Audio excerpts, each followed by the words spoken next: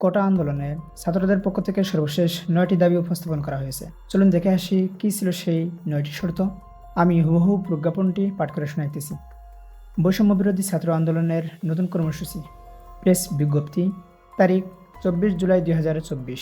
দেশের বিরাজমান পরিস্থিতি নিয়ে বৈষম্য বিরোধী ছাত্র আন্দোলনের ৫২ সমন্বয়কের যৌথ বিবৃতি। ৯ দফা এখন ছাত্র জনতার গণদাবি। প্রিয় দেশবাসী, আপনারা জানেন দেশে কোটা সংস্কার আন্দোলনকে কেন্দ্র করে সরকার সাধারণ শিক্ষার্থীদের উপর নির্যাতনের স্টেম রোলার চালিয়ে যাচ্ছে। ইতিমধ্যে প্রায় ৩ শতাধিক ছাত্র জনতাকে হত্যা করা হয়েছে, কয়েকজন সমন্বয়ককে গুম করে ফেলা হয়েছে। অন্যতম সমন্বয়ক আসিফ মাহমুদকে গত ৫ দিন ইনজেকশন দিয়ে সেন্সলেন্স অবস্থায় গুম করে নির্যাতন করা হয়েছে এবং আজকে চোখ বাঁধা অবস্থায় উদ্ধার করা হয়েছে। জানালার পাশে পড়ার সময় কোমলমতি শিশু সামিরকে হেলিকপ্টার থেকে গুলি করে হত্যা করা হয়েছে। প্রাইভেট বিশ্ববিদ্যালয়ের শিক্ষার্থীদের উপর স্মরণকালের সবচেয়ে বড় বর্বরোচিত হামলা চালানো হয়েছে। এমনকি স্কুল ও কলেজের কোমলমতি শিক্ষার্থীদের উপর ন্যাক্কারজনক হামলা চালিয়ে অসংখ্য শিক্ষার্থীকে আহত ও শহীদ করা হয়েছে। এই অবস্থায় আমরা দ্ব্যর্থহীন ভাষায় বলতে চাই, শুধুমাত্র আদালতের রায় ও প্রজ্ঞাপন দিয়ে কোটা ব্যবস্থার সংস্কার করে সরকার দেশব্যাপী চালানো গণহত্যার দায় এড়াতে পারেন না। আমাদের ৯ দফা দাবি এখন গণমানুষের দাবিতে পরিণত হয়েছে। এটি এখন গোটা বাংলাদেশের মানুষের মুক্তির সনদ। ৯ দফা দাবি আদায়ে আমাদের নতুন কর্মসূচি, তারিখ ২৫/৭/২০২৪। দেশব্যাপী গণসংযোগ। নিম্নোক্ত ৯ দফা দাবি বাস্তবায়ন না হওয়া পর্যন্ত ছাত্র সমাজের আন্দোলন চলমান থাকবে। শর্ত নম্বর ১, প্রধানমন্ত্রী শেখ হাসিনাকে ছাত্র হত্যার দায় নিয়ে জাতির কাছে প্রকাশ্যে ক্ষমা চাইতে হবে।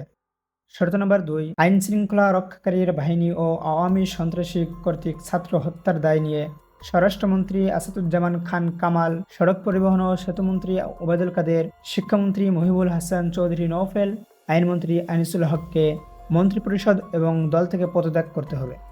৩ নম্বর শর্ত, ঢাকাসহ যত জায়গায় শহীদ হয়েছে সেখানকার ডিআইজি, পুলিশ কমিশনার ও পুলিশ সুপারদের চাকরি থেকে বরখাস্ত করতে হবে। ৪ নম্বর শর্ত, ঢাকা বিশ্ববিদ্যালয়, জাহাঙ্গীরনগর বিশ্ববিদ্যালয় ও রাজশাহী বিশ্ববিদ্যালয়ের ভিসি ও প্রোট্রাক্টরদের পদত্যাগ করতে হবে। ৫ নম্বর শর্ত, যে পুলিশ সদস্যরা শিক্ষার্থীদের উপর গুলি করেছে, ছাত্রলীগ, যুবলীগ সহ যে সকল সন্ত্রাসীরা শিক্ষার্থীদের উপর নৃশংস হামলা পরিচালনা করেছে এবং পরিচালনার নির্দেশ দিয়েছে তাদেরকে আটক করা এবং হত্যা মামলা দায়ের করে দ্রুত সময়ের মধ্যে গ্রেফতার দেখাতে হবে। ৬ নম্বর শর্ত, দেশব্যাপী যে সকল শিক্ষার্থী ও নাগরিক শহীদ ও আহত হয়েছে তাদের পরিবারকে ক্ষতিপূরণ প্রদান করতে হবে।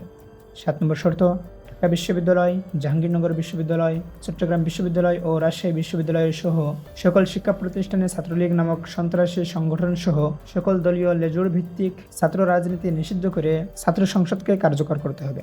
৮ নম্বর শর্ত, অবিলম্বে সকল শিক্ষা প্রতিষ্ঠান ও হলসমূহ খুলে দিতে হবে। ৯ নম্বর এবং শেষ শর্ত, কোটা আন্দোলনের সাথে সম্পৃক্ত শিক্ষার্থীদের একাডেমিক ও প্রশাসনিক কোনো ধরনের হয়রানি করা হবে না এ মর্মে অঙ্গীকার করতে হবে। বার্তা প্রেরক আব্দুল হান্নান মাসুদ, সমন্বয়ক বৈষম্য বিরোধী ছাত্র আন্দোলন। দেখা হবে অন্য কোনো ভিডিওতে বন্ধুরা। সে পর্যন্ত ভালো থাকবেন, সুস্থ থাকবেন, ছাত্রদের পাশে থাকবেন। আল্লাহ হাফেজ।